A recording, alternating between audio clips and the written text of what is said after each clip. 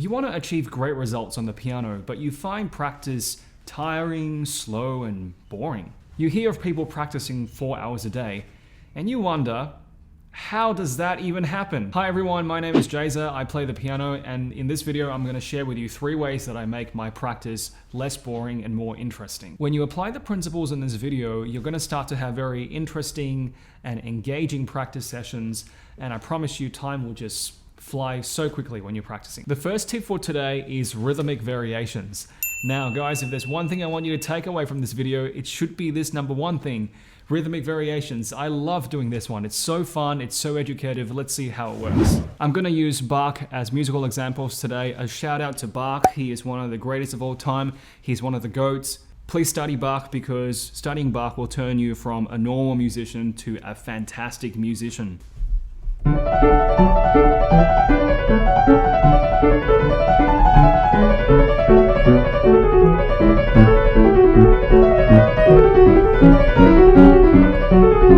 So how do dotted rhythms work?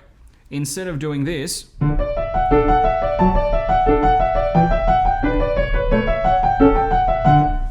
you can do this.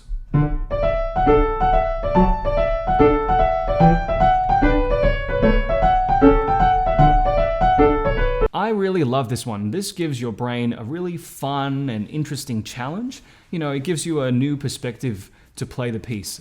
Go and try this one. I'll quickly also show you 3 other ways that I use to practice this piece. So the first one I showed you was the dotted. The other one you can do is called the reverse dotted. The reverse dotted, so it's literally turned around. So short, long, short, long.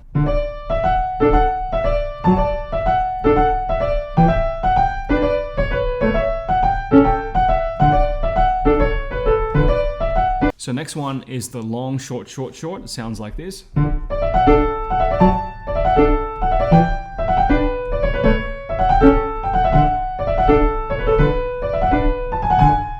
And the final one is the short, short, short, long. This one is very helpful.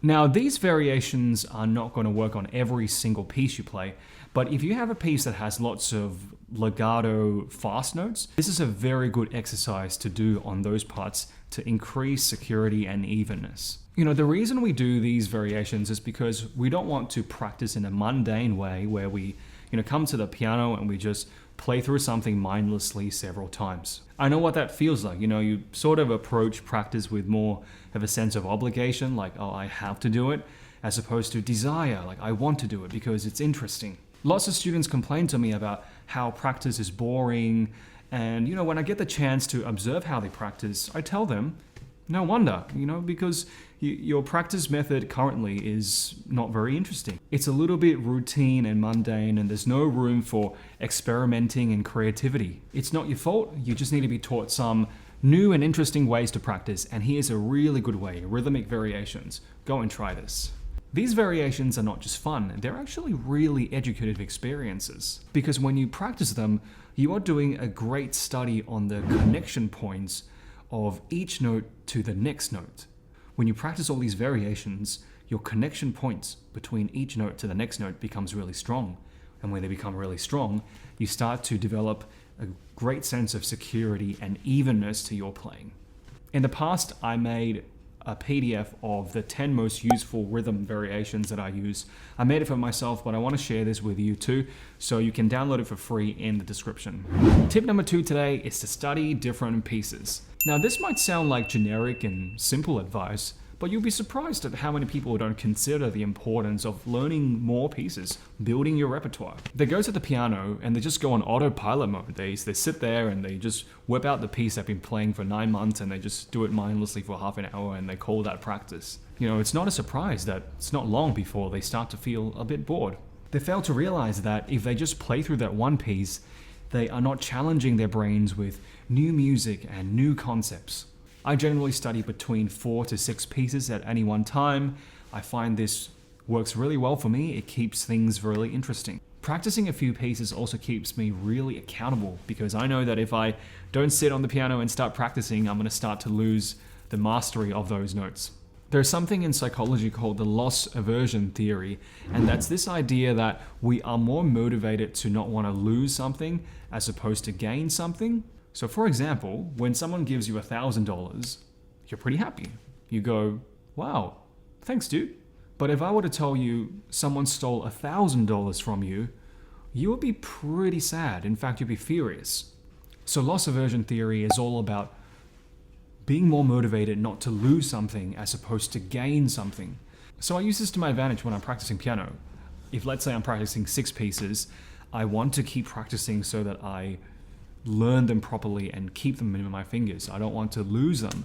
And I fear losing them, so that really motivates me to practice. In fact, it's much easier if I simply just practice it even for 5 minutes today, as opposed to not doing it for, let's say, 3 or 4 days, and then having to recover it later. The last tip I have for you today is a potentially counterintuitive one. So let's see what you think about this. And that is to limit your practice time. Put a cap on how much you can practice. You might be thinking, what? Aren't I supposed to practice more? Jazer, why are you telling me to practice less? I want to tell you a story. When I was in a conservatory in music school, there were these available rooms that we could book to practice, but they would always be booked out like immediately when the roster comes out. And even when you could book them, it was only an hour. So when I was a student, I always wanted to book rooms because I needed to practice to get better. And every time I could actually get one of these rooms and I had that room for an hour, I felt the time in there was so incredibly valuable that I got my best practice out of those times. And it made me realize something. It made me realize that I was being incredibly efficient in that 1 hour compared to 2 or 3 hours in my own home piano. So the reason I want you to try this challenge is because I want you to challenge and question your efficiency when it comes to practicing. Are you just playing through the notes mindlessly because you know you need to? Or are you actually looking at details, at dynamics and articulations and structure and individual notes and what the overall sound sounds like? When you put a cap or a limit on your practice hours, you shift from just passing time to hardcore essential work mode. I find that very helpful, so I think you should try that too. This is really good for students to try, so if you are a parent or a teacher, you might like to try this with your kids. Just tell them, hey, you only have half an hour to practice today. You are not allowed to practice past that half an hour, and just see what happens. There you go. Those are my 3 tips for how to keep practice interesting. Do you agree with them? Do you disagree with them? Let me know in the comments. Share with us too. Do you have any great tips for how you keep your practice interesting? I would love to learn from you too. Remember to like and subscribe to this channel. I will catch you in the next video.